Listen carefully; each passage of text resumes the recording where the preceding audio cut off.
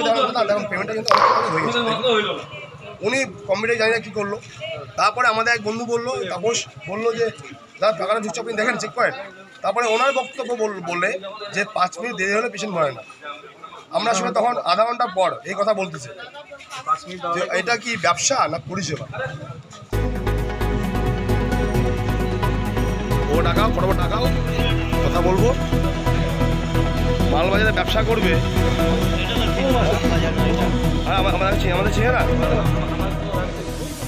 Diagnostic কেন্দ্রের বিরুদ্ধে দুর্ব্যবহারের অভিযোগ তুলে কেন্দ্রটিতে তালা ঝুলিয়ে দিলেন মালবাজারের 5 নম্বর ওয়ার্ডের তৃণমূল কাউন্সিলর সুরজিৎ দেবনাথ। তার অভিযোগ, এক মুমূর্ষ রোগী সিটি স্ক্যান করতে ইচ্ছাকৃতভাবে ঢিলেমি করা হয়েছে। এই ঘটনায় এলাকায় শোরগোল পড়ে যায়। ওই কাউন্সিলরের অভিযোগ, দুর্ঘটনাগ্রস্ত অবস্থায় তার এক বন্ধুকে চিকিৎসকের নির্দেশে সিটি স্ক্যান করাতে নিয়ে যাওয়া হয়। টাকা মিটিয়ে দিলেও দুর্ব্যবহার করেন ওই ডায়াগনস্টিক সেন্টার কর্তৃপক্ষ। পরিষেবা দিতেও ঢিলেমি করা হয়। বাধ্য হয়ে তিনি কেন্দ্রের দরজা বন্ধ করে দেন। তবে জরুরি পরিষেবা দিতে তিনি বাধা দেননি বলেই জানিয়েছেন। ডায়াগনস্টিক সেন্টারের মালিক প্রশান্ত দাস ও কাজল দত্ত কাউন্সিলরের তোলা যাবতীয় অভিযোগ ভিত্তিহীন বলে দাবি করেছেন। এদিকে দুর্ঘটনাগ্রস্ত রোগীর দাতা সুমন সাহাও দুপুরে মাল থানায় ওই ডায়াগনস্টিক কেন্দ্রের বিরুদ্ধে লিখিত অভিযোগ দায়ের করেন। আমরা পেশেন্টকে নিয়ে সিটিজেন তৎক্ষণাৎ সব চলে আসি, আমরা এখানে নিয়ে আসি।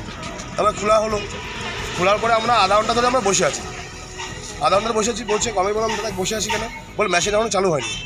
ঠিক আছে, বললো দাদা পেমেন্ট, বলে হ্যাঁ 2200 টাকা পেমেন্ট করতে হবে। আমি 2200 টাকা অনলাইন পেমেন্ট করলাম। আমি মোবাইল দেখালাম যে দাদা 2200 টাকা আমি পেমেন্ট করে ফেলছি। ও বলে আমার ফোনে যতক্ষণ না আমার মোবাইলে এসএমএস আসবে আমি ততক্ষণ আমি পেশেন্টকে ঢোকাতে পারবো না। তারপরে আজকে আমরা সকালবেলা আসলাম যে আমরা মালিকের সাথে কথা বলবো, যে দুজন মালিক মানে কেউ নেই। আমরা যাচ্ছি যে উনি আসবে, উনি ওনার ভুল স্বীকার সবার সামনে করুক যে আমার ভুল হয়েছে, আমরা কিন্তু চলে যাব। মালবাজার থেকে বিদেশ বসুর রিপোর্ট, উত্তরবঙ্গ সংবাদ।